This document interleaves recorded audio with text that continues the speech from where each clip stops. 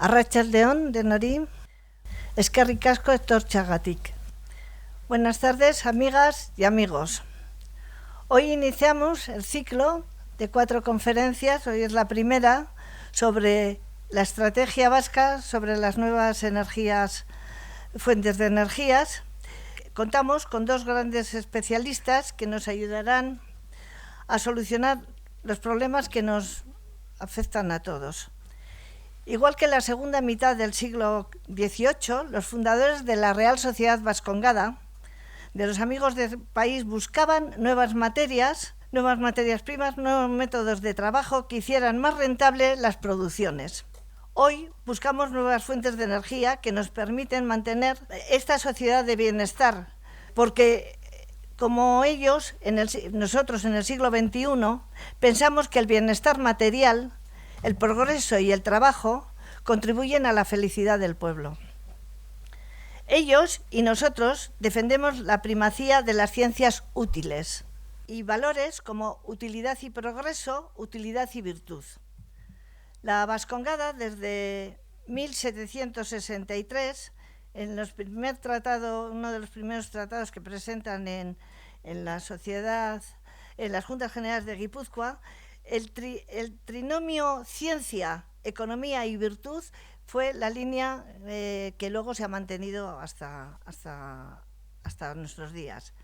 Establecieron los laboratorios más avanzados del Estado y quizá uno de los más avanzados de Europa. Trajeron investigadores de los mejores en matemáticas, física y química. Y en sus laboratorios se descubrió el wolframio y sobre todo se descubrió algo que fue muy interesante, sobre todo para la industria armamentista, que era hacer maleable el platino, el método de hacer maleable el platino. 257 años más tarde de su fundación, la Real Sociedad Vascongada se ofrece como altavoz de nuevos logros de investigación que solucionen los graves problemas que aquejan al planeta. ¿Cómo es posible que no nos hayamos planteado que el consumo descontrolado de materias primas y fuentes de energía son finitas? ¿Cómo no imaginamos la actual situación del planeta y del cambio climático? Nuestros 2 ponentes nos van a ayudar a poner al menos algunas soluciones. Fernando Las Heras es ingeniero industrial, comenzó su actividad profesional en Iberduero en el año 76. 10 años más tarde se hizo cargo de la subdirección de operación y telemando de la Dirección Regional del Norte de Red Eléctrica Española.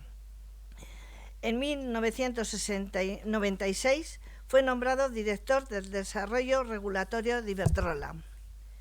En el 2001 fue nombrado director de la oficina de Iberdrola en Bruselas, creada ese mismo año como para canalizar la representación de la empresa en las instituciones europeas. En el 2015 fue nombrado director de Políticas Europeas de Iberdrola. Ha realizado trabajos de consultor para la Comisión Europea y fue miembro del Grupo de Expertos en Políticas de Cambio Climático.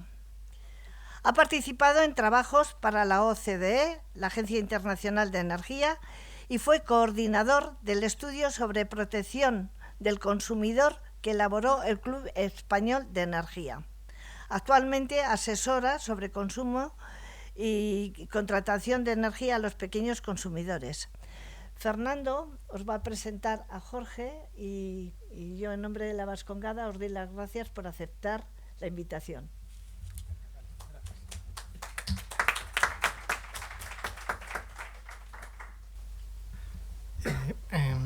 Muy buenos días a todos. Quisiera en primer lugar agradecer a la Real Sociedad Vascongada de Amigos del País y en particular a Amparo su invitación para participar en esta jornada sobre la crisis energética. Crisis que está ocasionando subidas de precios de los productos energéticos en prácticamente todos los países. Intentaremos, entre Jorge y yo, explicaros sus causas y las medidas que se están tomando para contener los precios tanto a nivel europeo como nacional. La sesión la hemos organizado de la siguiente manera. En primer lugar, haré alguna consideración sobre el contexto anterior a la crisis en el ámbito europeo. A continuación intervendrá Jorge, que entrará en detalle en las causas y medidas que se están tomando para contener los altos precios, y finalmente dejaremos del orden de 10 a 15 minutos para que puedan hacernos las preguntas que tengan al respecto. Comienzo, por tanto, con mi introducción.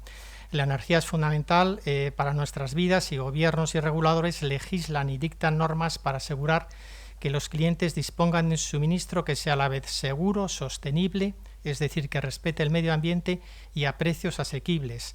Es lo que se conoce en la práctica como el trilema energético. En general, los sectores operan correctamente, pero si se producen desequilibrios importantes entre la oferta y la demanda, surgen las crisis y los altos precios. Por tanto, y esta es una primera idea que me parece importante, si queremos combatir las crisis, lo que realmente tendremos que hacer es aumentar la oferta y o reducir la demanda. Reduciendo solo precios o impuestos no lograremos que baje el consumo y seguiremos en una situación de escasez. La crisis actual no es, por otra parte, la primera crisis energética a nivel global. Este honor le corresponde a la crisis del petróleo, que los más mayores recordaréis, y a raíz de la cual muchos países cambiaron su política energética para diversificar suministros, y hubo también un gran impulso a la eficiencia energética. Se creó la Agencia Internacional de la Energía para prevenir futuras crisis y elaborar estudios y recomendaciones en el sector energético.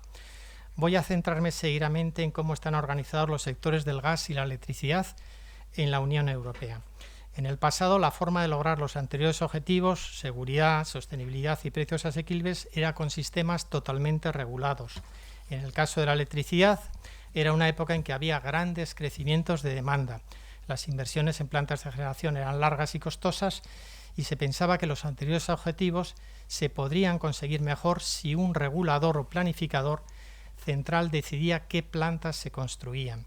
Solo se permitía operar y construir estas centrales a unas pocas empresas y se obligaba a los clientes a adquirir la energía a precios regulados de la única empresa que operaba en cada zona.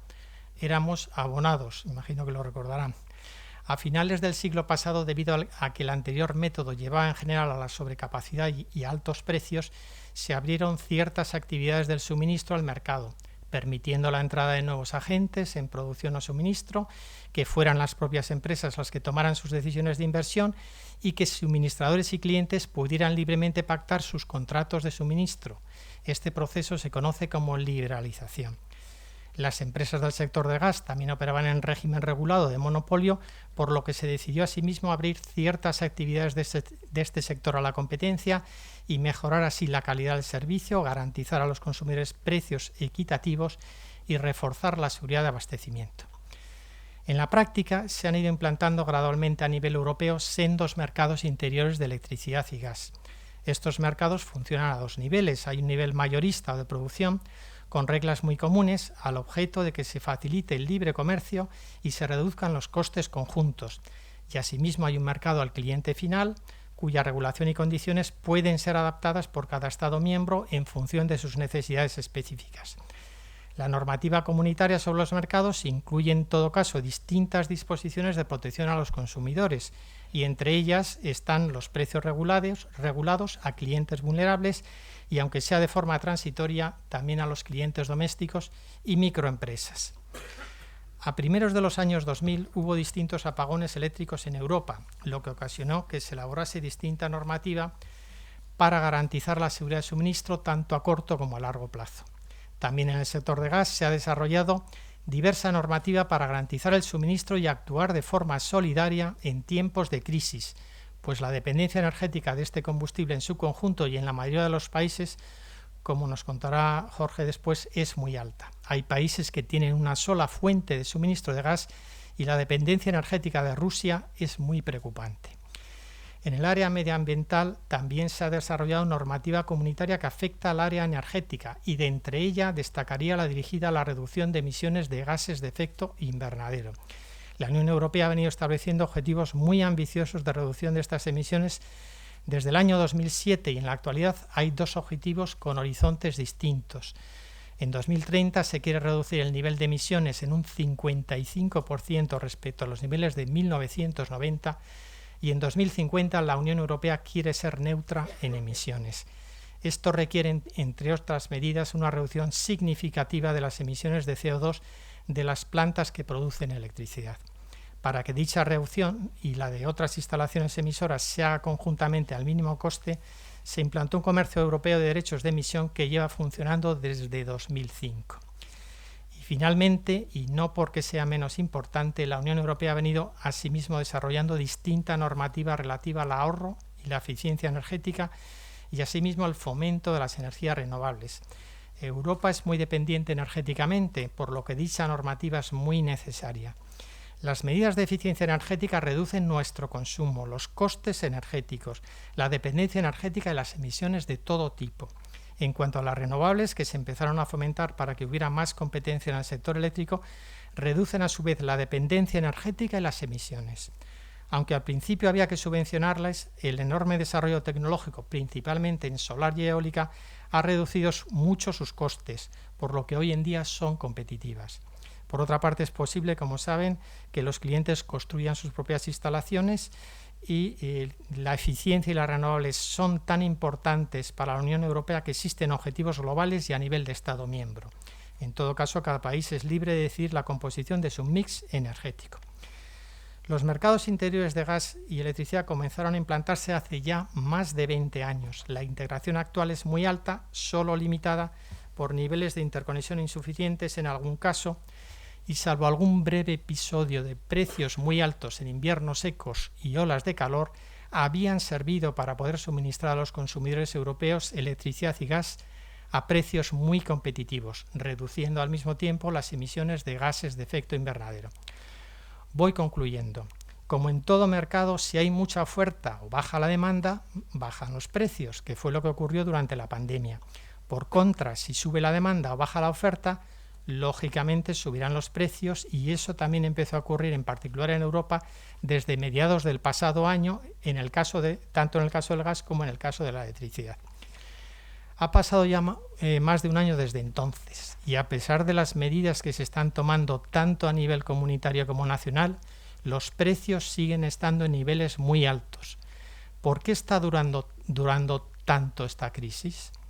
Para responder a esta y otras preguntas está hoy con nosotros Jorge Fernández, que como experto en mercados energéticos nos ayudará a comprender las causas de esta crisis tan larga y global, las medidas que se están tomando para mitigar sus efectos, y nos dará finalmente alguna recomendación sobre qué pueden hacer las empresas y los consumidores en general para protegerse por una parte de los altos precios de la energía y ayudar por otra a superarla.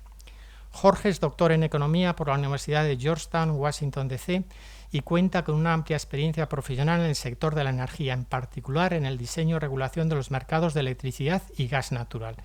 Desde 2018 es investigador senior y coordinador del área de energía en Orchestra. Anteriormente fue director de análisis en MIPGAS, director técnico del Iberian Gas Hub y consultor en NERA Economic Consulting. Ha publicado artículos en diversas revistas especializadas y libros sobre cuestiones relacionadas con el funcionamiento y la regulación de los mercados de energía, y ha participado como ponente en multitud de cursos, conferencias y jornadas especializadas relacionadas con el sector energético en España. Cuando quieras, Jorge. Muy bien, muchas gracias, Fernando. Muchas gracias, Fernando. Bueno, buenas tardes. En primer lugar, quería agradecer a la Real Sociedad Vascongada de Amigos del País y a Amparo la amable invitación a estar hoy aquí con todos ustedes.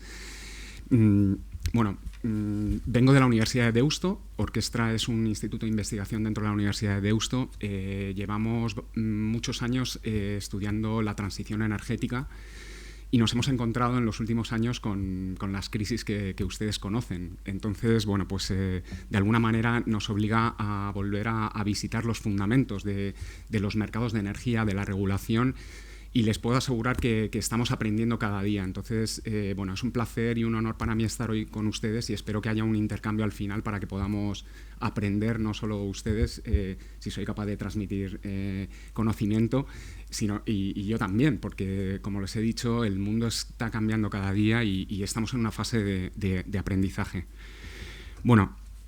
He preparado una presentación que creo que va a reflejar complejidad y voy a intentar explicar las cosas de la manera más sencilla posible, porque el mundo de la energía es bastante complejo y hay muchos factores interrelacionados y el corto plazo, el medio plazo, el largo plazo se interrelacionan también. Y yo creo que la situación que estamos viviendo, por otro lado, es excepcional, con lo cual nos obliga a tener una visión muy amplia sobre múltiples cuestiones que están ocurriendo. Bueno, he preparado una presentación en la que vamos a hablar de la evolución de los mercados en los últimos 2 años, para luego pasar a comentar las medidas que se han ido implementando en la Unión Europea primero y luego pues, vamos a mirar también el caso de España después. Y posteriormente hacer una pequeña reflexión sobre el tipo de medidas que pueden adoptar los hogares, los consumidores de energía, los hogares y las empresas para capear un poco esta crisis tan tremenda que estamos viviendo. Antes de nada, voy a empezar... si esto fuera una película, voy a contar el final de la película. Me van a permitir que empiece por el final de la película. Con un breve resumen que yo creo que es lo que me gustaría trasladarles, ¿no? en toda la presentación de hoy. Y es que las causas de la crisis energética que estamos viviendo fundamentalmente tiene que ver con la extrema dependencia de Europa de los combustibles fósiles. Necesitamos importar combustibles fósiles como el petróleo, el gas natural y el carbón, y en última instancia ese es el origen de la crisis. El origen de la crisis no tiene que ver con el funcionamiento de los mercados de electricidad y de gas natural, sino con esta extrema dependencia que, por otro lado, es una decisión estratégica de la Unión Europea, depender de un socio como Rusia, que pues, ha tomado una serie de decisiones que ustedes conocen y que han puesto pues, en grave dificultad a las economías de toda Europa y del mundo, ¿no? Esta crisis tiene 2 fases. Una fase primera, lo ha mencionado Fernando, relacionada con la crisis del coronavirus. Y a partir de esa crisis relacionada con el parón de las economías por el coronavirus, pues se ha ido gestando una segunda fase de la crisis que ya tiene más componentes geopolíticos que vamos a comentar en los próximos minutos. Y luego pues mencionar que la respuesta de la Comisión Europea y de los Estados miembros ha sido realizar intervenciones nunca vistas en la historia de la Unión Europea, de los últimos 30 años, y lo vamos a mencionar. Bueno, un par de comentarios sobre la electricidad y el gas natural, porque es que hay que mencionar tantas cosas que si no es muy difícil explicar lo que viene a continuación. En primer lugar, la electricidad no es una fuente primaria de energía. La electricidad se produce a partir de otras fuentes de energía, ¿de acuerdo? Esto implica que existen múltiples tecnologías para producir la electricidad y que los costes de producción de la electricidad van a depender del mix de tecnologías de producción o de generación de electricidad que haya en cada sistema eléctrico. Luego, los costes de la electricidad no van a ser exactamente iguales en un sistema muy diversificado como el español, o un sistema que depende mucho de la energía nuclear como el francés, u otros sistemas más dependientes de energías de origen fósil como el alemán, que depende mucho del carbón y del gas natural. Por otro lado, los sistemas eléctricos europeos están muy interconectados, lo cual porque se han ido desarrollando infraestructuras que han conectado los distintos mercados, lo cual hace que, a pesar de estos diferentes costes de producción en distintos países, en los últimos años tendemos a un sistema eléctrico europeo que ha funcionado de una manera relativamente integrada y con una convergencia de precios en los distintos países hasta la crisis. Por otro lado, el gas natural es distinto. El gas natural sí es una fuente de energía. Quemamos gas natural para generar la energía que luego utilizamos en distintas actividades. Es importante decir que la Unión Europea dispone de muy poca producción propia de gas natural. Y los principales suministradores del continente pues son, ahí aparece en la presentación, Noruega, Reino Unido. Hay producción en Países Bajos, pero se están agotando los pozos de gas, ¿no? de la zona de Groningen. Y luego, pues sobre todo, dependíamos de las importaciones de Rusia y del norte de África. Todo esto en el gas natural, en forma de gas natural que viene a través de gasoductos de lugares donde se produce el gas natural.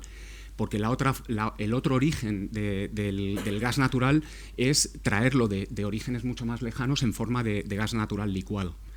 Y las fuentes de origen de gas natural licuado son muy diversas: Estados Unidos, Qatar, Egipto, Nigeria, Perú, en fin, de Asia puede venir gas también. Y hay que señalar que, igual que los mercados de gas natural que están interconectados por gasoductos son más regionales en naturaleza, el mercado de GNL, de gas natural licuado, es un mercado global. Son los buques metaneros los que interconectan las grandes zonas productoras y consumidoras de GNL. Entonces, resumen, estamos muy expuestos como europeos a las importaciones. Aquí tenéis un mapa del sistema gasista europeo. Lo que quería señalar aquí es que las cifras sobre la dependencia de Rusia, porque es un factor muy importante, ¿no? En 2021, que son las últimas cifras oficiales, el 45% del gas natural que se consumía en la Unión Europea era de origen ruso. El segundo suministrador era Noruega, con un 23%.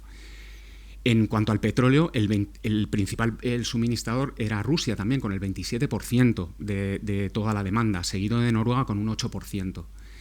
Y en carbón también era Rusia el principal proveedor, con un 46%, seguido de Estados Unidos con un 15%. Está clarísimo que la exposición de Europa a Rusia y a los combustibles que importábamos desde Rusia era muy grande. En este gráfico que aparece aquí, vemos cómo se cubre la demanda de gas natural. La demanda de gas natural es muy estacional. Aquí aparecen varios años y se ven un poco los picos que ocurren en verano y en invierno. Y necesitamos cubrir toda esa demanda. Se cubre con una parte de producción propia, que es el azul más claro que aparece abajo, que ha ido decreciendo. Y luego tenemos las importaciones por gasoducto, que son las verdes, y el GNL, que es la parte azul. Y los picos se suelen llenar con el gas natural que almacenamos en almacenamientos que hay en toda Europa y que sirven para cubrir esas puntas de demanda. Y este es un factor relevante para entender los precios. Bueno. Vale, entonces vamos a hablar ya un poco de las fases de la crisis, ¿no? La primera fase de la crisis tiene que ver con lo que ocurre entre los confinamientos de marzo de 2020 hasta la invasión de Ucrania. Y bueno, básicamente en titulares hay una recuperación muy fuerte de la economía global. La economía asiática y fundamentalmente China tira mucho de esa recuperación y pone en tensión todos los mercados, no solo de energía, sino también de materias primas, como sabemos, ¿no? La elevada dependencia energética de Europa hace que estemos muy expuestos a los precios de estos mercados globales que he mencionado, que son los que determinan los precios del gas natural. Y una de las cosas que ocurre en el año 2020 es que empiezan a elevarse los precios inicialmente del gas natural debido al consumo en China y en otras economías asiáticas, y eso se va trasladando a la realidad de Europa.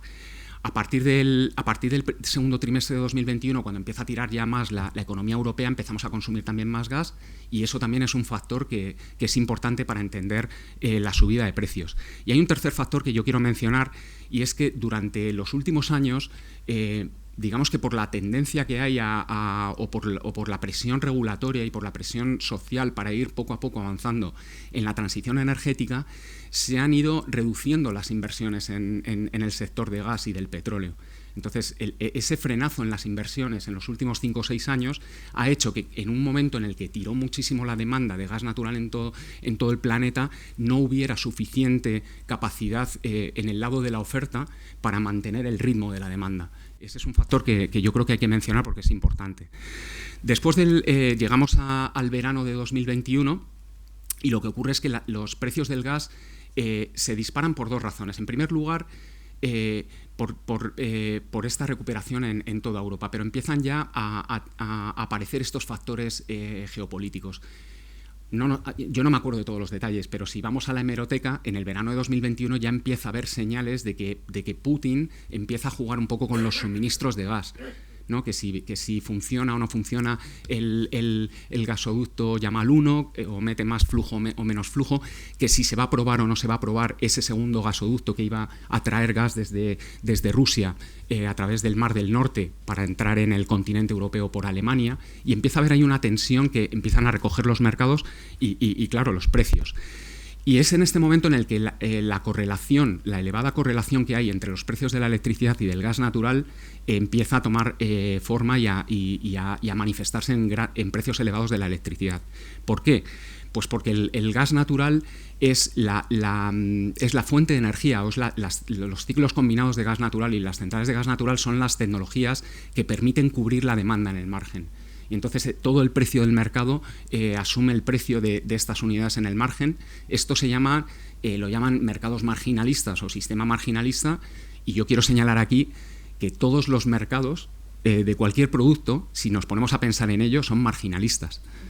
Ese es un mensaje que lanza aquí, con lo cual yo creo que hay un debate un poco interesado sobre lo que significa marginalista o no.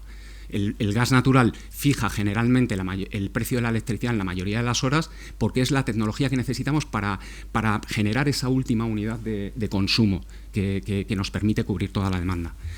Bueno, y ya en el otoño de 2021 aparece ya hacia diciembre de 2021 todo el factor geopolítico. En una serie de flashes no tengo mucho tiempo para entrar en detalle en todo lo que hay, pero quería mencionar algunas cosas. En este primer gráfico vemos la evolución en 18 años de los precios spot de la electricidad en Holanda, que es el precio de referencia en Europa para el gas natural, porque el mercado holandés se ha convertido en un centro de mercado muy importante en Europa, ¿de acuerdo? Y lo que vemos aquí es que el pico máximo de toda esta serie, que empieza en enero de 2003, aparece en septiembre de 2021. En septiembre de 2021 es cuando se manifiesta toda esta incertidumbre sobre el segundo gasoducto y se empieza a ver claramente que Putin está utilizando el gas como en aquel momento como un arma económica, ¿de acuerdo? Y esto lleva a los mercados a máximos históricos, máximos que superan muchísimo los picos que había habido fundamentalmente en olas de frío que habían ocurrido en el año 2012 o 2013, y estamos hablando de precios que casi triplicaban los precios de las peores puntas de precios que hubo en momentos de elevada escasez de la demanda. Luego los mercados estaban descontando esta extrema dependencia, es decir, la preocupación porque Putin dejara de meter gas en Europa se traslada a los precios claramente. Los mercados reaccionan a esta situación. Aquí vemos la serie de precios para el año 2023, desde el año 2020, desde enero de 2020, y vemos como hay una subida muy gradual que tiene que ver con esa escasez de oferta en el mercado global. Estos son los precios en Holanda, ¿vale? Que los tomo como referencia porque es el mercado más importante de Europa. Y luego cuando empiezan ya las preocupaciones por el comportamiento de Rusia, es cuando empieza esta parte ya con picos y con una gran volatilidad. Y lo que estamos viendo en este gráfico no parece una subida muy grande, pero es que la escala de los precios es tremenda. Aquí lo que estamos viendo es que cuando empiezan las tensiones, los precios del gas natural se multiplican por 3 y cuando llegamos al final del año 2021 se han multiplicado por 4.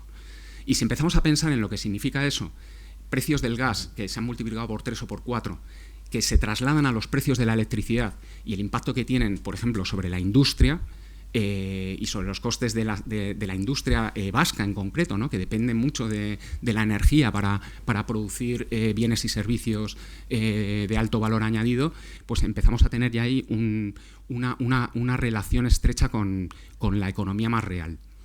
Un apunte sobre el mercado global de gas. Aquí tenéis, en estas tres líneas aparecen los precios del GNL en Estados Unidos, es la línea más que aparece abajo, en Asia y en Europa. Y lo que vemos es que los precios en Asia y en Europa están más relacionados. Cuando aumenta la situación de escasez, aumentan los precios en Asia, y nosotros, que somos importadores extremos de GNL, nos traemos esos precios elevados de Asia para poder atraer buques metaneros que nos traigan el gas que necesitábamos en las puntas de demanda. Tenemos que pagar más que lo que estaban pagando los asiáticos. Esa es un poco la lectura que hay que hacer de este gráfico. Mientras tanto, Estados Unidos, que ha seguido una estrategia distinta energética y se ha convertido en una región independiente desde el punto de vista energético, tenía precios mucho más estables y no relacionados con lo que estaba pasando en el resto del mundo. ¿De acuerdo? Bueno, en este gráfico simplemente algo que ya he mencionado, que aparece muy claramente, la relación entre el precio de la electricidad y el precio del gas. Y lo que se ve es para quien conozca los fundamentos estadísticos, hay una correlación de 0,97 entre los precios mensuales de la electricidad en Alemania y los precios mensuales del gas. Eso quiere decir que cuando aumenta en una unidad el precio del gas, el aumento es simétrico en el precio de la electricidad. Están íntimamente relacionados por esto que he mencionado antes, de que el gas natural es la tecnología que cierra el mercado eléctrico en toda Europa. Y luego otro apunte rápido. Vale.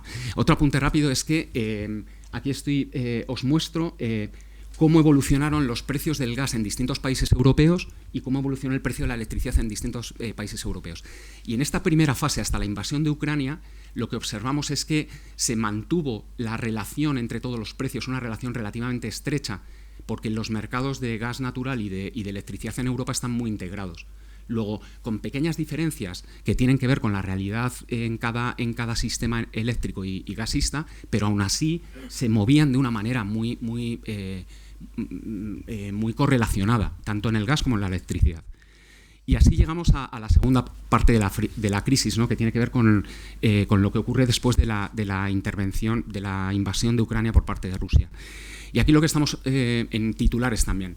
Lo que nos encontramos es, si ya se habían batido récords de precios en diciembre de 2021 por toda esa crisis que he comentado que venía de los confinamientos del coronavirus y de la rápida recuperación de la economía global, lo que nos encontramos ahora es un nivel de volatilidad y de precios todavía más extremo.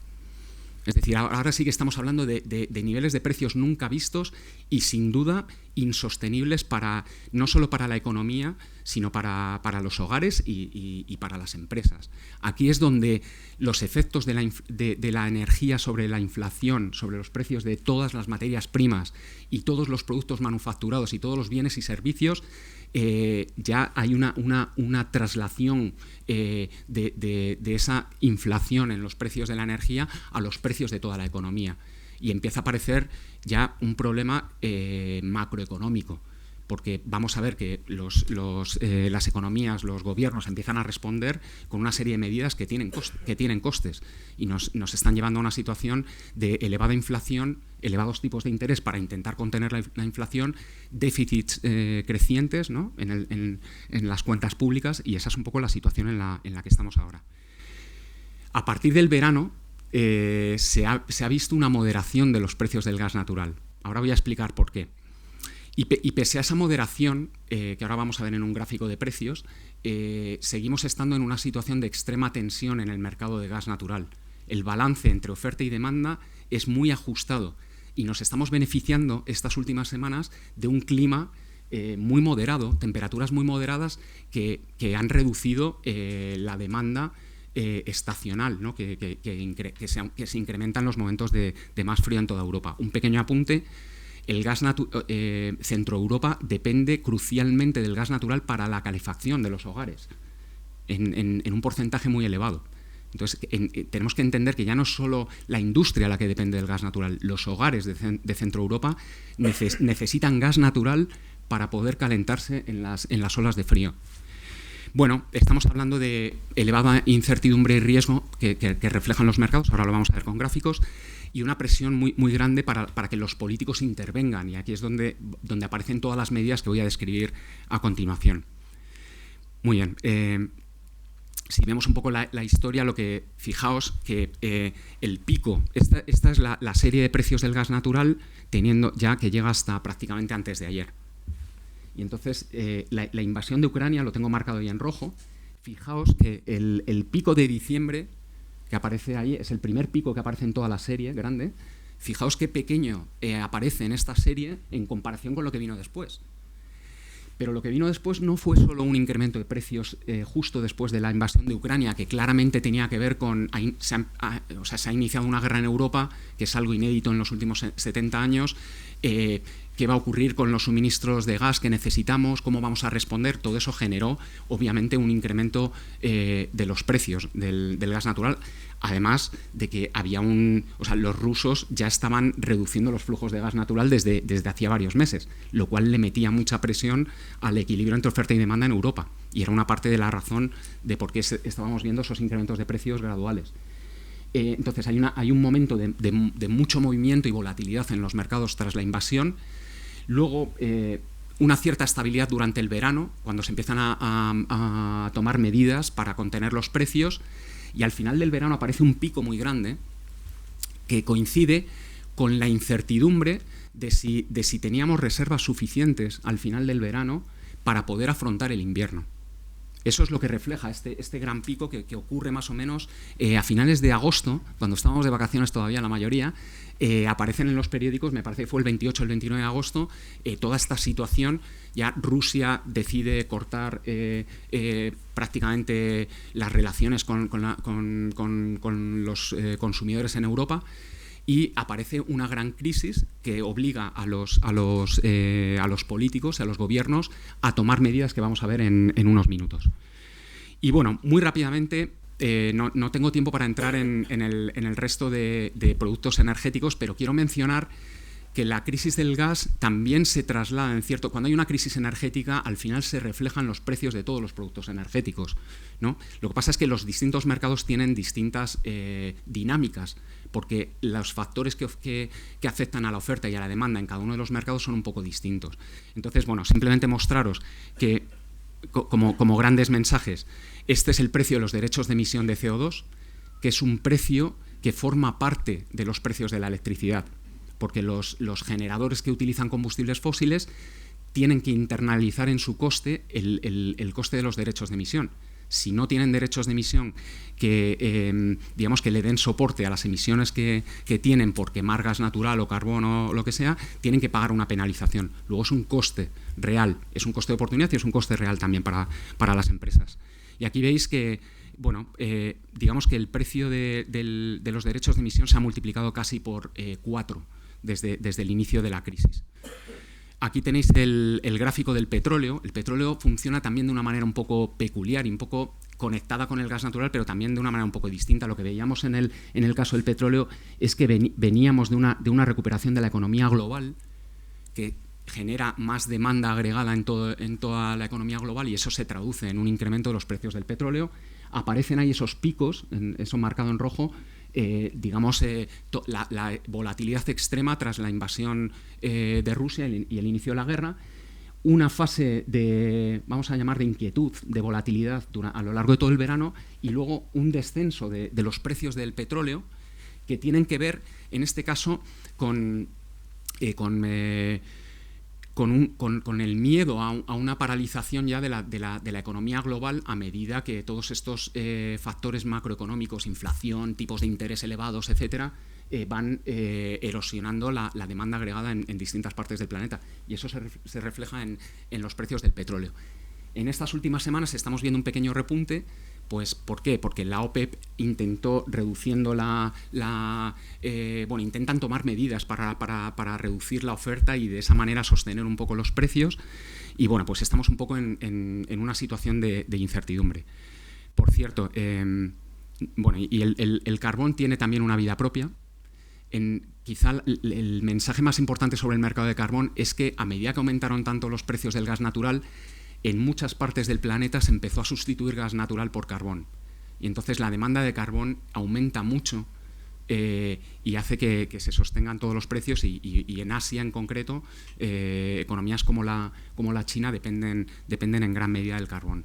Voy a volver muy rápidamente al gráfico de gas natural, si me permitís, para explicar que esta caída que tenemos en las últimas semanas responde a la sensación de que se han llenado todos los almacenamientos en Europa, están prácticamente al 95%, y que el inicio del otoño ha sido muy suave. Entonces, la sensación que ha habido estas semanas es que a medida que van pasando los días, se va a poder superar el invierno con una probabilidad, si no hay grandes olas de frío, ¿vale? Y esa es una situación en la que estamos ahora. Hay un cierto equilibrio entre oferta y demanda, pero es un equilibrio muy, muy precario. Si hay olas de frío muy grandes o no se contiene el consumo de gas natural, van a despuntar los precios. Vale, y luego el último apunte, empiezan a desconectarse los precios, en la segunda fase de la crisis, empiezan a desconectarse los precios del gas y de la electricidad en distintos países de Europa y fundamentalmente por las medidas de intervención en los mercados. Entonces, aquí en el gráfico de la derecha, esa línea verde es el precio de la electricidad en España y la franja gris es la banda en la que se movían los precios de la electricidad en Europa.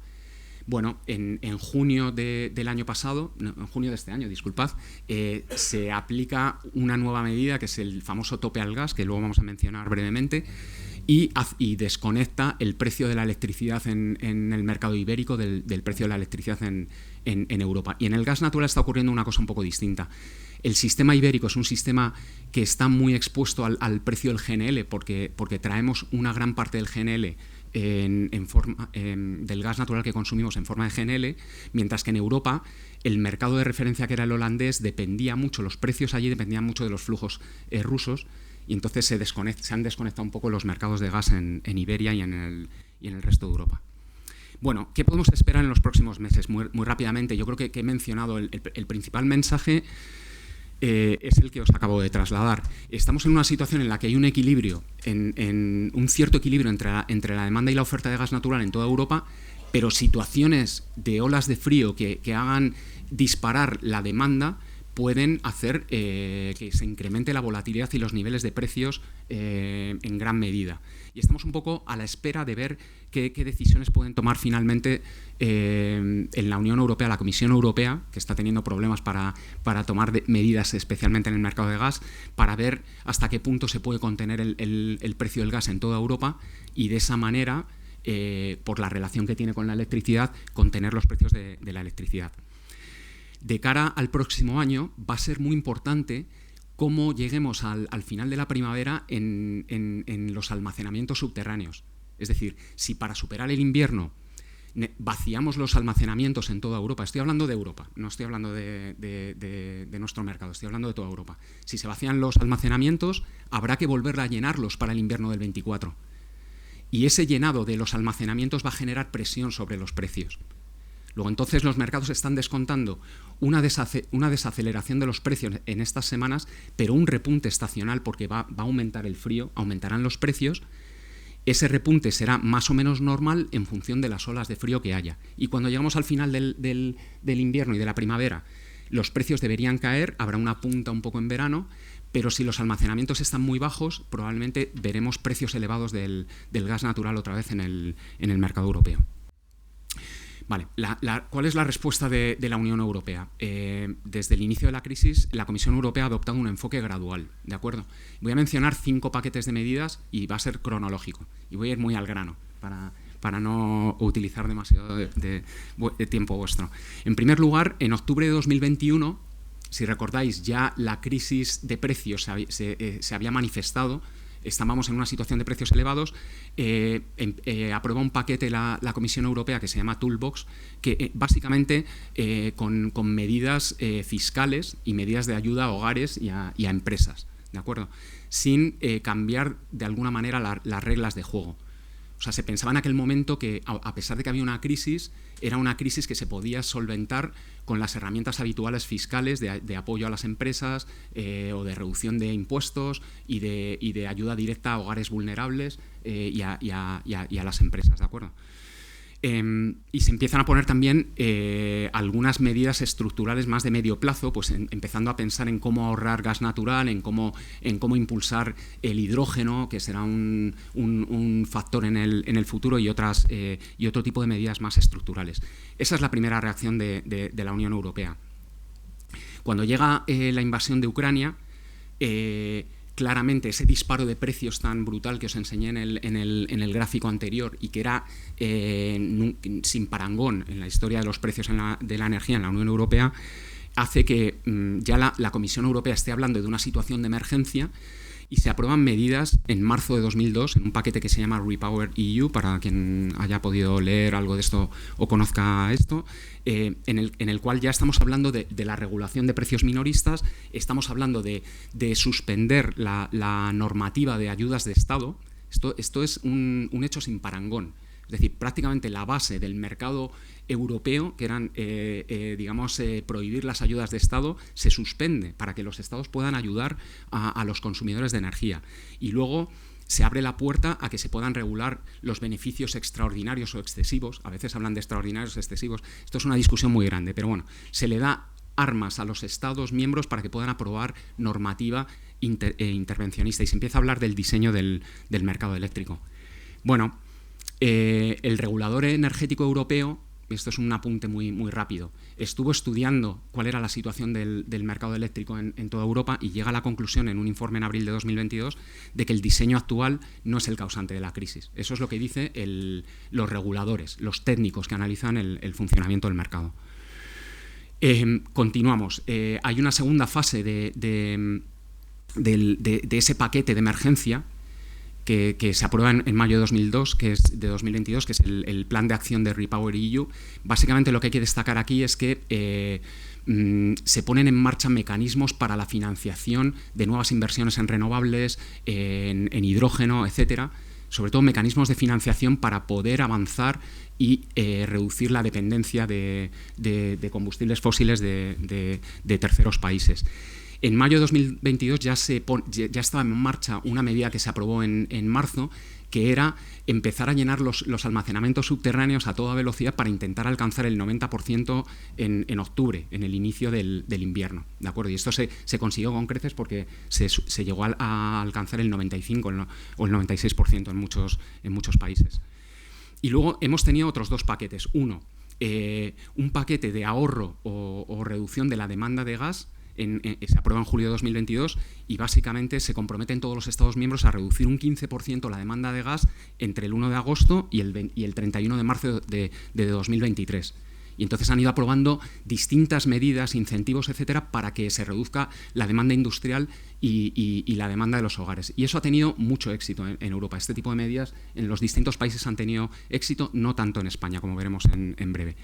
Y llegamos a septiembre de 2022, ese pico extremo que os he mencionado, el inicio del otoño, esa gran preocupación sobre si íbamos a poder cubrir la demanda de gas, y se aprueba un paquete que la propia Unión Europea lo llama intervención de emergencia para reducir las facturas de electricidad en Europa.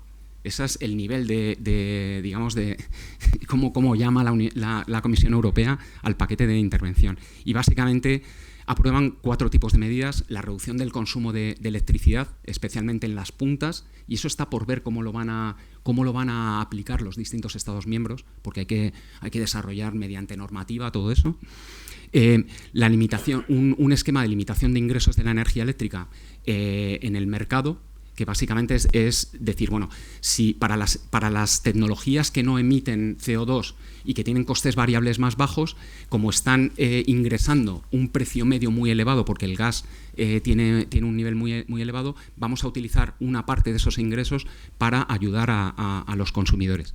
Y luego lo que llamaron contribución solidaria de las empresas de combustibles fósiles, que es un impuesto sobre los beneficios de gas y petróleo, ¿de acuerdo? Y esto está también por desarrollarse y aplicarse.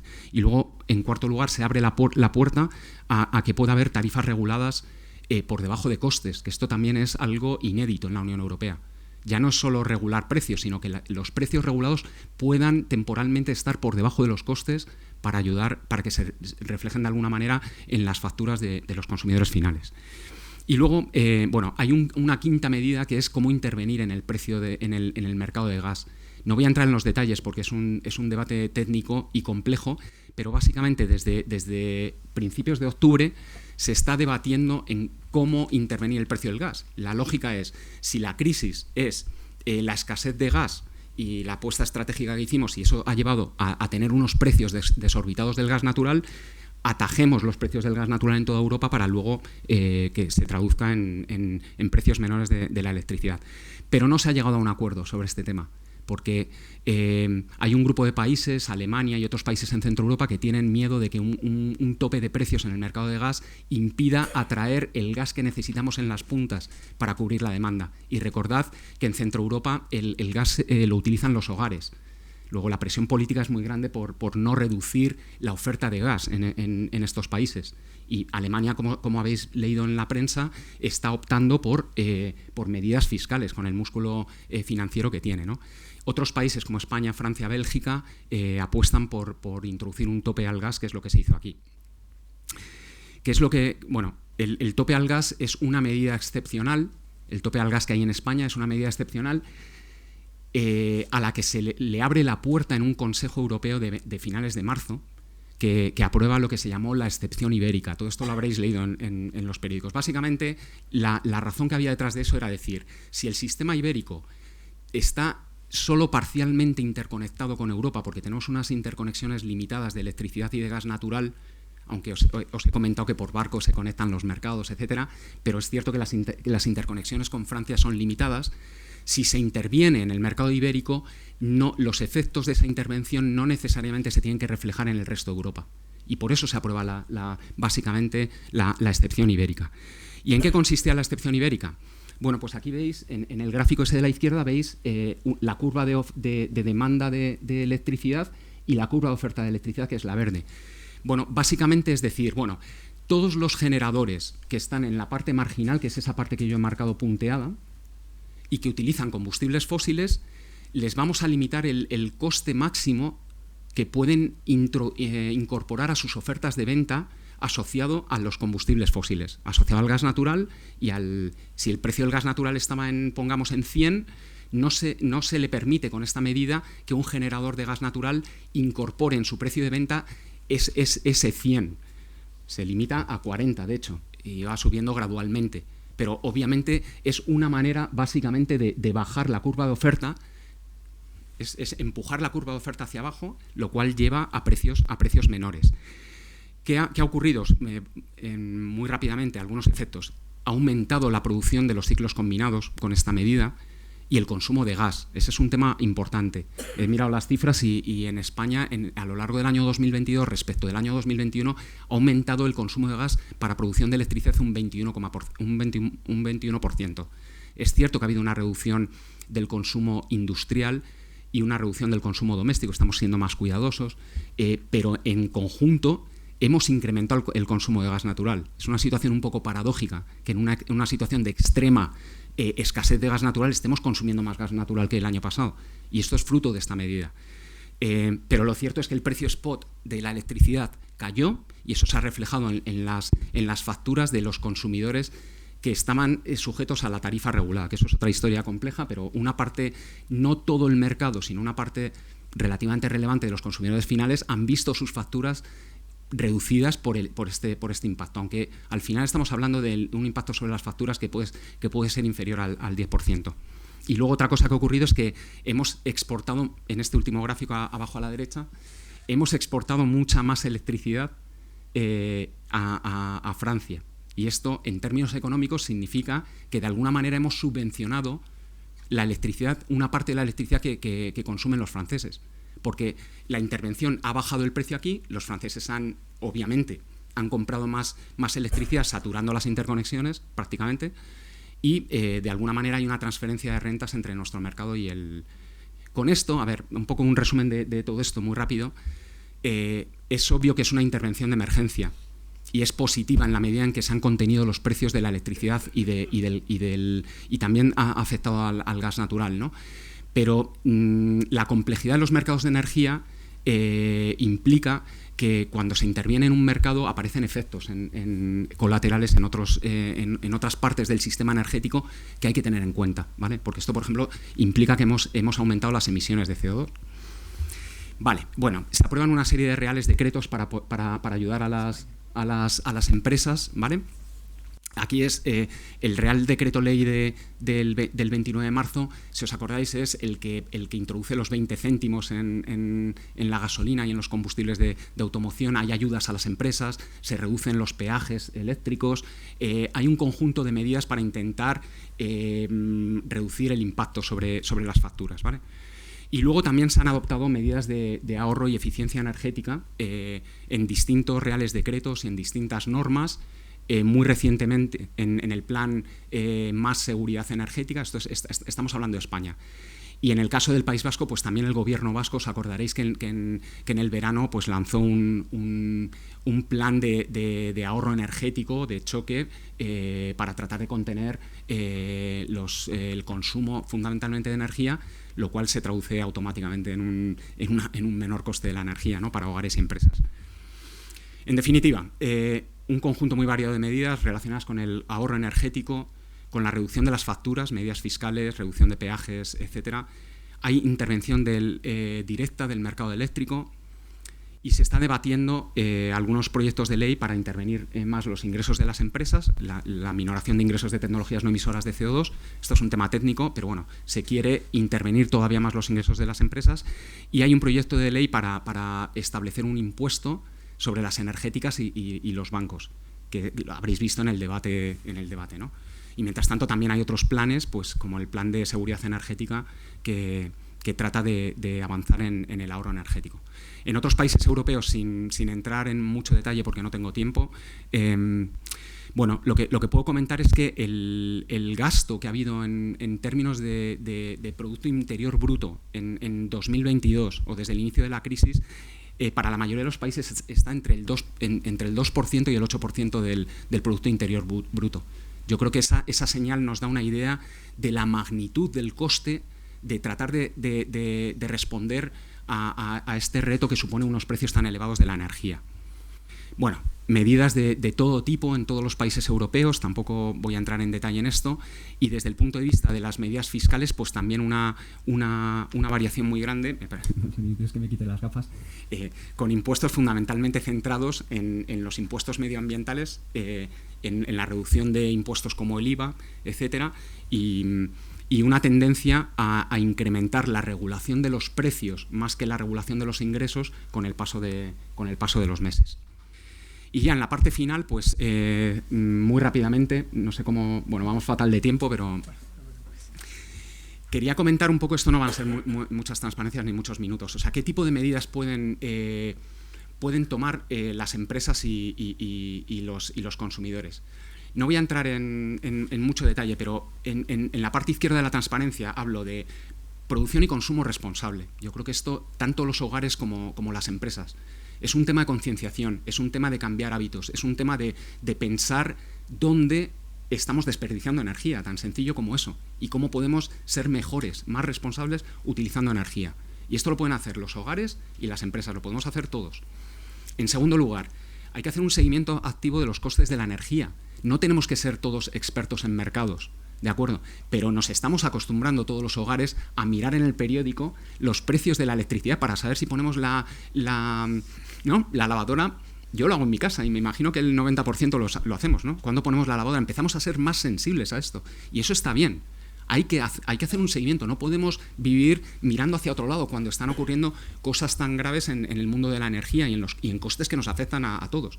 Para las empresas, obviamente, las empresas de tamaño más grande ya han sido mucho más activas en el seguimiento porque tienen recursos para hacer el seguimiento de los mercados y cómo negocian con los comercializadores y cómo consiguen buenos precios de la energía, pero esto también le afecta a las pymes. Las pymes van a tener que entrar en esto, van a tener que empezar a conocer mejor los mercados de energía en sus casas o bien a través de asesores que les ayuden.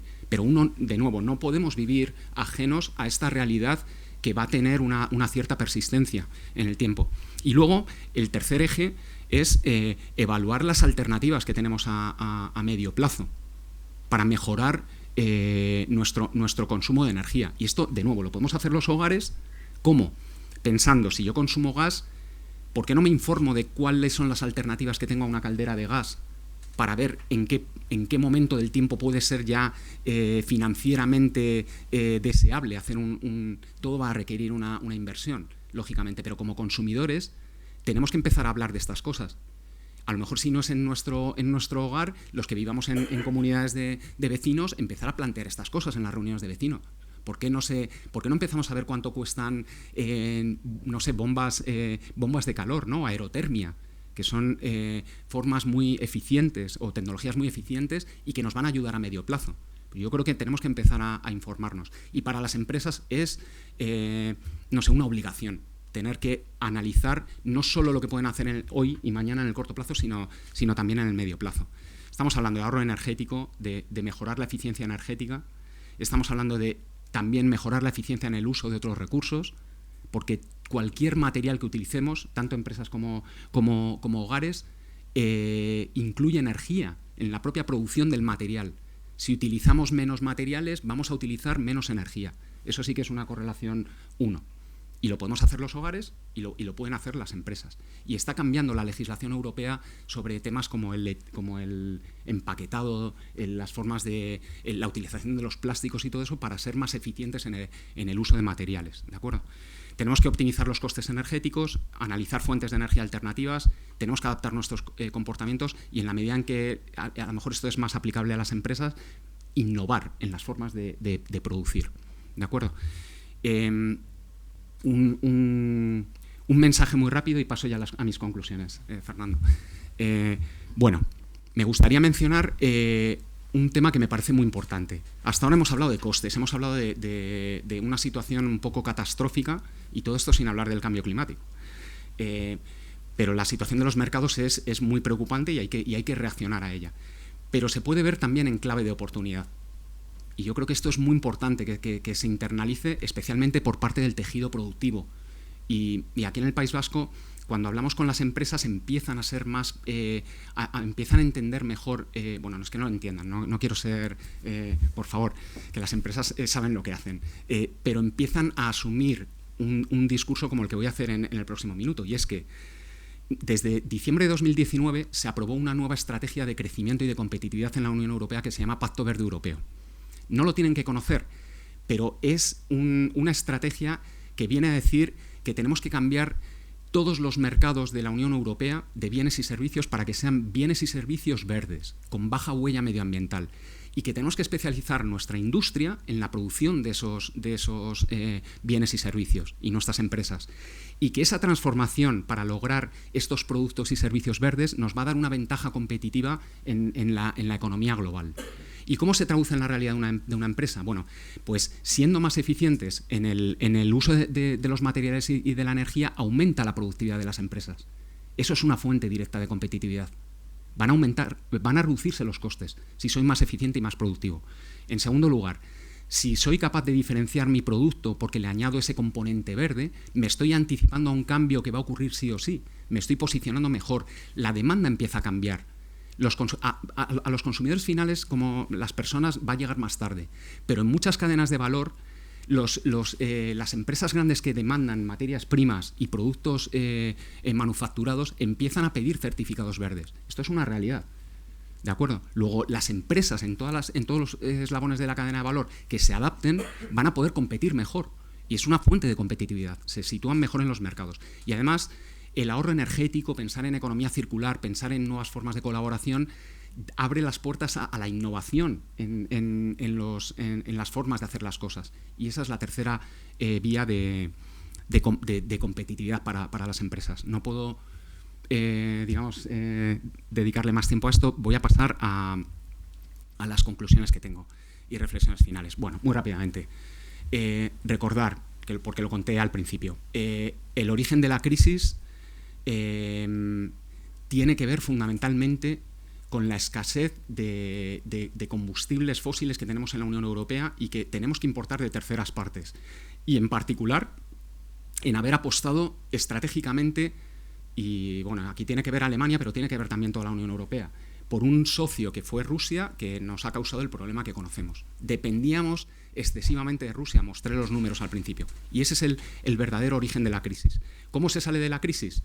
Pues diversificando las fuentes de energía para no depender de los rusos, pero de los rusos y de nadie más, ¿no? Esa es un poco la idea a medio plazo.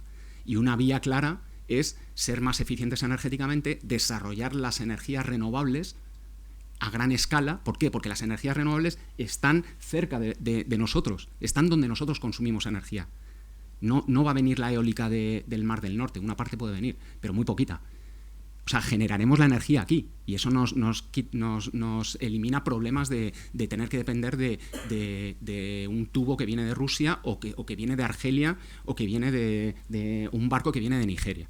¿De acuerdo? En segundo lugar, la nueva normalidad hacia la que vamos en los próximos años no necesariamente va a ser una normalidad de precios de la energía iguales que los de antes.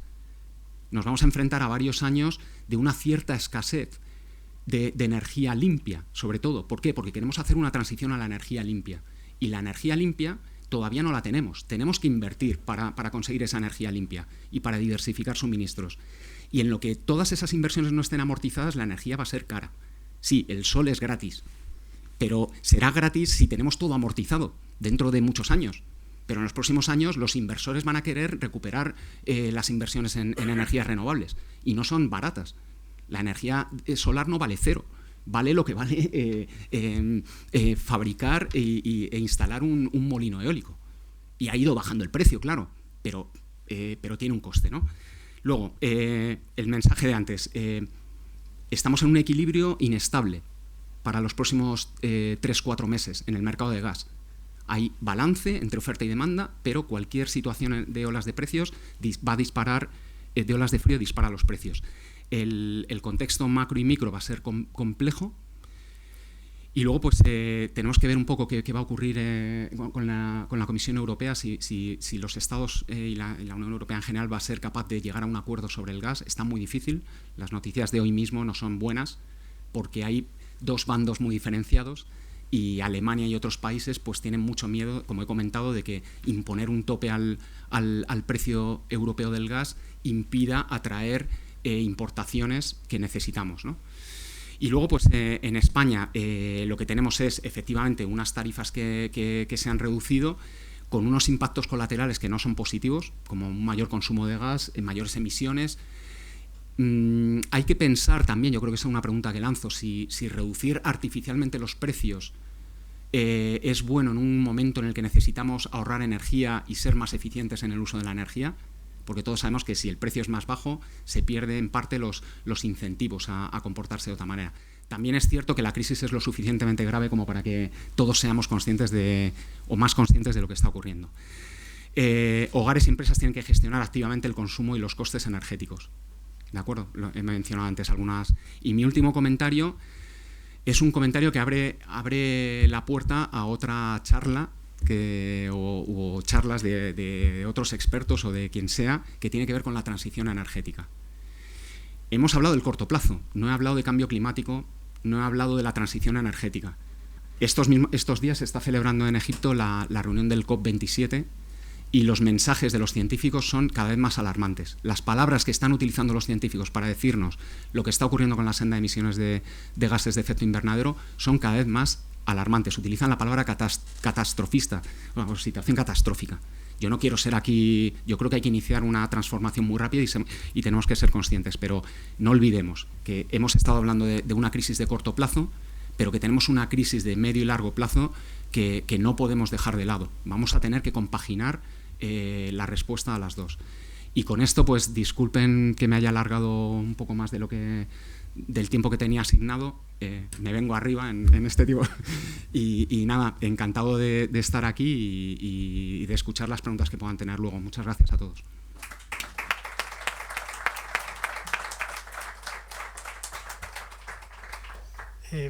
Muchas gracias, Jorge. Bueno, ya han visto que el tema es bastante complicado, pero bueno, yo creo que en este momento tendrán una idea ya mejor de las causas y de las soluciones que se han ido tomando.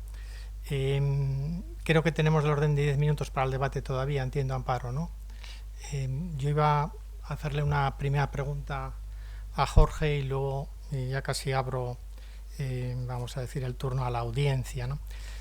Una de las dudas que tiene cierta gente es, hay en Europa y a nivel global instituciones, yo he mencionado la Agencia Internacional de la Energía, cuya misión precisamente es tratar de identificar las crisis, prevenirlas, hacer estudios. A nivel europeo yo entiendo que están los gestores también de redes de gas y electricidad. ¿Por qué no detectaron antes esta crisis? ¿Por qué no se tomaron medidas antes? Porque quizá parece que ahora las medidas que se han tomado llegan un poquito tarde. ¿Qué piensas del tema, Jorge? Bueno, es una pregunta complicada y obviamente mirar hacia el pasado pues es fácil, ¿no? O más fácil analizar las cosas cuando han ocurrido. No sé, yo creo que se me ocurre responderte en dos dimensiones. Por un lado, yo creo que había una apuesta por la globalización y una apuesta general por la integración de sistemas económicos y una apuesta global. Yo creo que todos pensábamos que estábamos en una época, por lo menos en la parte rica del planeta, que es Europa, en una época de prosperidad, de paz. Nadie podía prever que se iba a iniciar una guerra como la que está ocurriendo en Ucrania. Y es cierto que en la gestión de riesgos hay que incorporar en la lista de riesgos todo lo que puede ocurrir, hasta el meteorito que choca contra la Tierra, ¿no? Pero realmente, si nos ponemos en 2019, desde luego, la probabilidad que hubiera dado cualquier analista de riesgos a una crisis bélica en suelo europeo hubiera sido muy baja, pero más si nos metemos en la crisis del coronavirus, porque de alguna manera la crisis económica post-coronavirus afectó a todos. Entonces tampoco cabía pensar que estamos saliendo de una crisis y de repente nos metemos en otra. Luego pero claro, afortunadamente, yo creo que para el futuro esto ha abierto la puerta a que la propia Agencia Internacional de la Energía, yo creo que todos los analistas y todas las instituciones del mundo empecemos a mirar de otra manera los riesgos que asumimos. Y ahora mismo, por ejemplo, hay un debate muy grande sobre si vamos a pasar con la transición energética de una dependencia de combustibles fósiles de una serie de socios que son poco fiables a una dependencia de materiales críticos de socios que también son poco fiables. Entonces este debate está sobre la mesa y creo que es positivo, pero pienso que es muy difícil, no sé, habría que ver quién escribió en el año 2019 que podía ocurrir algo como esto. Y luego hay un segundo punto, muy rápido, y es que había un interés económico. El gas ruso era más barato que el gas que venía de otros sitios. Y bueno, pues estamos en el mundo en el que estamos. El gas ruso ha permitido funcionar a la industria alemana y a otras industrias. Esto no es un tema de Alemania. Gas ruso consumimos aquí en España también. Y es gas barato. Y entonces lo teníamos ahí y a lo mejor no quisimos mirar a estas fuentes de riesgo. Bueno, ¿hay alguna pregunta? Dado que todavía el porcentaje de energía que consumimos es fósil, tanto el petróleo como el gas, sabemos que son fuentes de energía finitas, se acaban. ¿Podríamos llegar en esta crisis a una racionalización de la energía? Concretamente la agricultura están dejando de hacer labor por la carestía del gasoil. La agricultura, o sea, el transporte, vamos a entrar en una guerra de transporte otra vez de nuevo por la carestía del gasoil. ¿Podría haber racionalización? Entiendo racionamiento. Sí, así lo había entendido. Bueno, yo creo que no se puede descartar ningún escenario. No cometamos el error de no haber pensado que puede ocurrir algo que puede ocurrir. No, sin ser alarmistas. Es decir, si no somos capaces de controlar el consumo de gas este otoño y de otros combustibles, y si vienen olas de frío potentes en Europa y en Asia, nos podemos ver en una situación claramente en la cual no tengamos oferta suficiente para cubrir todos los usos y toda la demanda que tenemos. Es un escenario, no voy a decir probable, pero es un escenario factible, sin duda. Yo creo que la respuesta a corto plazo son todas estas medidas que de manera un poco atropellada, y me van a disculpar, he puesto sobre la mesa.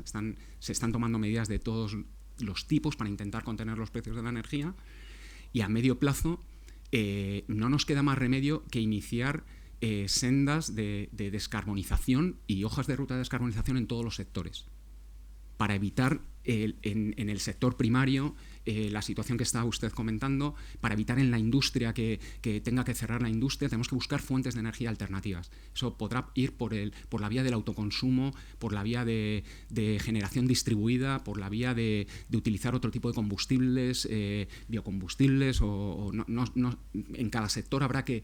Es lo que estamos empezando a hacer, empezando a estudiar exactamente qué es lo que hay que hacer en los próximos 20 años en los distintos sectores, pero hay que empezar ya.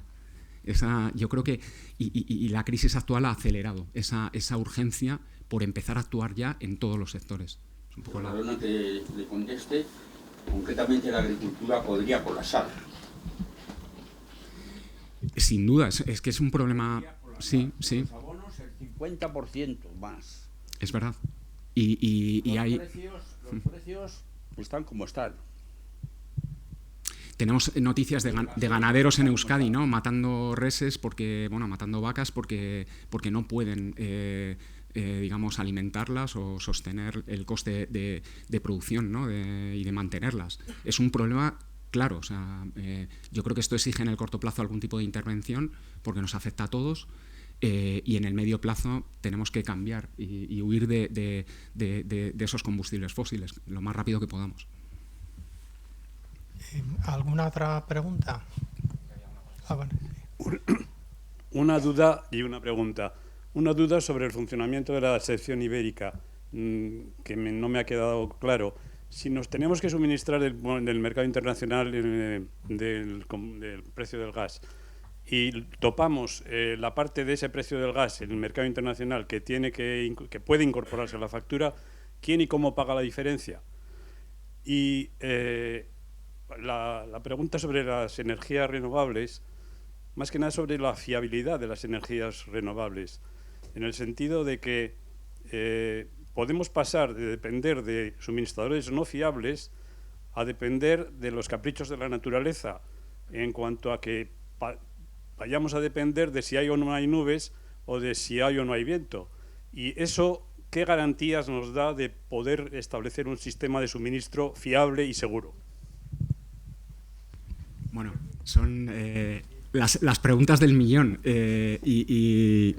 no sé si puedo aportar una solución como sugería Amparo que hiciéramos, ¿no? Traer aquí las soluciones, pero sí puedo tratar de responder a las preguntas de la mejor manera que sé. Respecto del tope al gas, un par de comentarios. Es una intervención en el mercado eléctrico, no del mercado de gas. Eso tiene que quedar claro. O sea, lo que se está haciendo es limitar el coste que pueden internalizar los generadores que utilizan los generadores de energía eléctrica que utilizan gas natural y carbón. No pueden trasladar a sus ofertas de venta en el mercado eléctrico más allá de una determinada cantidad que está fijada por la ley, ¿de acuerdo? Luego es una intervención del mercado eléctrico. La intervención del mercado de gas es la que es complicada, por todas las razones que he mencionado, y entre otras cosas porque el mercado de gas sí que es puramente europeo. Entonces habría que intervenirlo en toda Europa. Y ahí es donde está este debate en la Unión Europea, ¿de acuerdo? Y luego, ¿quién paga esa intervención? Pues tal y como se ha diseñado esta excepción ibérica y el tope al gas, lo paga la demanda de electricidad. Lo paga la demanda de electricidad, una parte de la demanda de electricidad, porque no toda la demanda paga el tope al gas. Los consumidores que están con contratos bilaterales anteriores a una determinada fecha que se fijó en la regulación están exentos de pagar ese tope al gas. Con el paso del tiempo ha ido aumentando el porcentaje de consumidores eléctricos que están aportando para sufragar esa parte, esa intervención. Pero uno de los problemas que ha habido es que efectivamente al principio el conjunto de consumidores que sufragaban la medida era relativamente pequeño y entonces en sus facturas se estaban viendo lo que estamos viendo todo en las facturas, ¿no? Ese pico del tope del gas era mayor. Y vamos a ver un poco cómo evoluciona en los próximos meses la medida, porque es compleja. Y eso respecto al tope del gas. Y luego, la fiabilidad de las energías renovables. Una contestación rápida. Obviamente estamos virando hacia sistemas eléctricos que sean 100% con fuentes 100% renovables. Eso va a implicar una gran proporción de generación eólica, que es muy volátil, como sabemos, y una gran proporción de energía solar, y hay sol cuando hay sol, ¿vale? Para que funcione cualquier sistema eléctrico, incluso el actual, tiene que haber fuentes de flexibilidad. La demanda es muy volátil y las tecnologías de generación no son, muchas son regulables, pero no son 100% regulables, ni las podemos controlar o tienen unas ciertas restricciones. Por ejemplo, un ciclo combinado de gas natural tarda un poquito de tiempo en arrancar.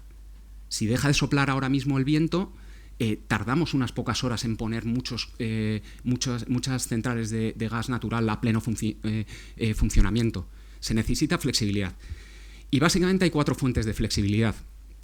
Una son las centrales térmicas, es decir, las centrales de carbón, que ahora en España ya no hay prácticamente, y las de gas natural, que tienen una respuesta relativamente rápida y que pueden complementar esos cambios que puede haber en las energías renovables. La segunda fuente es la hidráulica. La hidráulica es muy flexible. Tenemos agua almacenada, por ejemplo, o las centrales de bombeo, pero bueno, las centrales con embalse pueden generar electricidad en cualquier momento, con lo cual complementan muy bien con las energías renovables. ¿Cuál es el problema?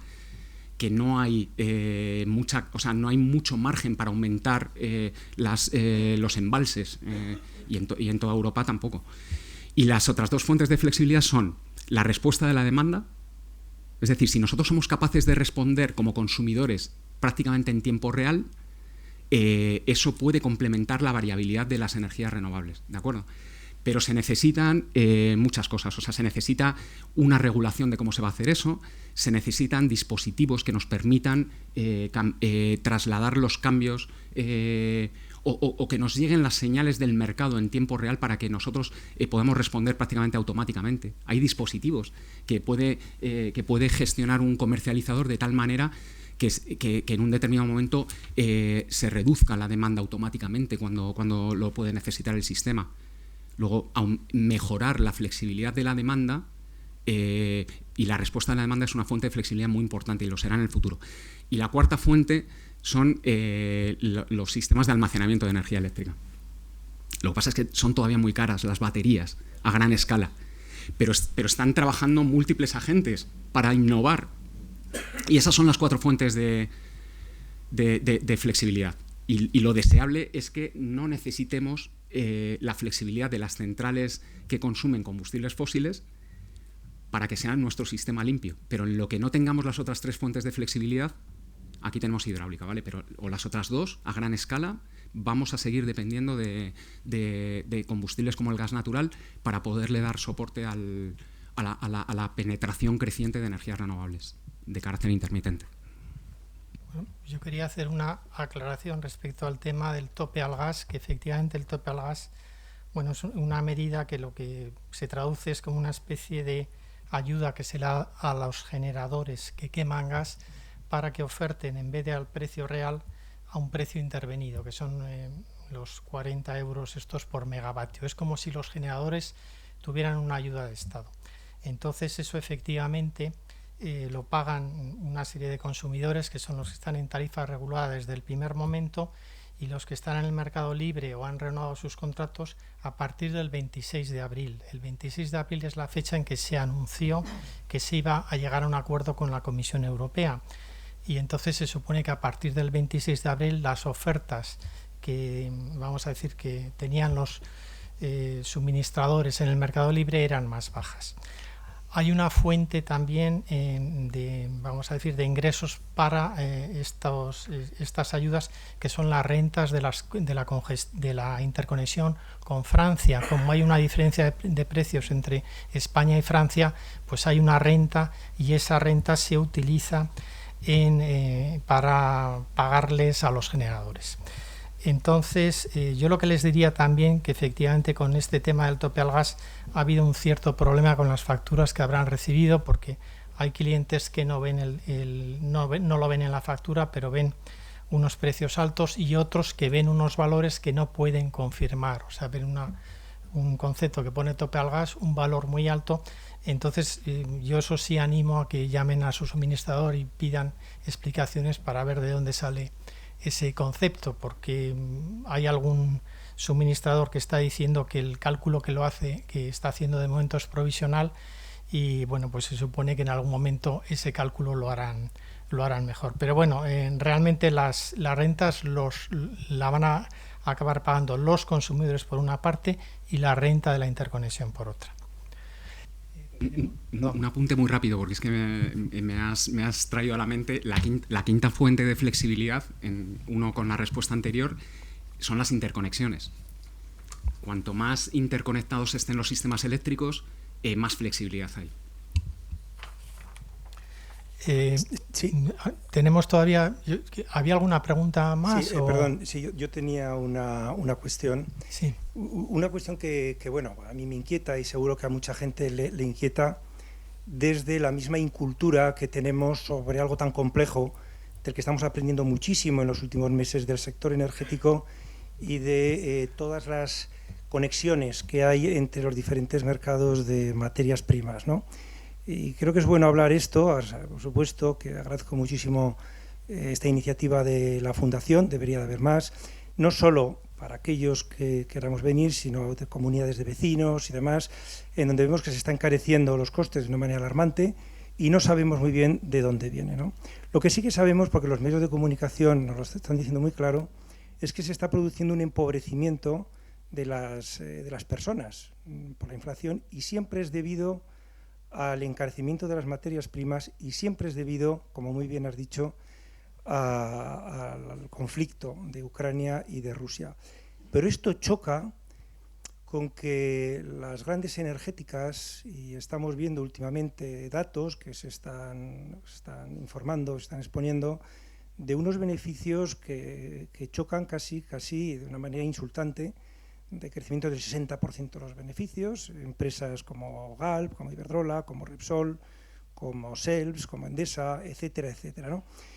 Empresas que en teoría también dependen del gas ruso y que se supone que también se están aprovisionando del gas ruso, ¿no? Entonces lanzo esta cuestión de cómo es posible que a nivel usuario nos estemos empobreciendo, a nivel industria se está empobreciendo, y a nivel gasistas, que son los que compran o traen el gas de Rusia para luego suministrárnoslo a través de la manufactura correspondiente, se estén enriqueciendo con unos márgenes tan increíbles, ¿no? Tan escandalosos. Bueno, otra pregunta del millón. Hay muchas preguntas del millón. Bueno, yo creo que varios comentarios que se me ocurren. En primer lugar, tanto las autoridades europeas como el caso de las autoridades españolas o tienen en mente o han reconocido que puede haber beneficios por encima de lo normal, y se están poniendo en marcha mecanismos para reducir esos beneficios, ¿de acuerdo? Es un tema complejo, lo que son beneficios extraordinarios. Es una discusión compleja, pero sí hay un reconocimiento por parte de la Unión Europea y en este caso del Gobierno español, de que hay que intervenir por la situación de emergencia en la que estamos. Luego, eso está claro que está sobre la mesa. En segundo lugar, yo mencionaría que me da la sensación de que cuando se ven en los medios de comunicación muchas noticias sobre los beneficios de las empresas, muchas veces no...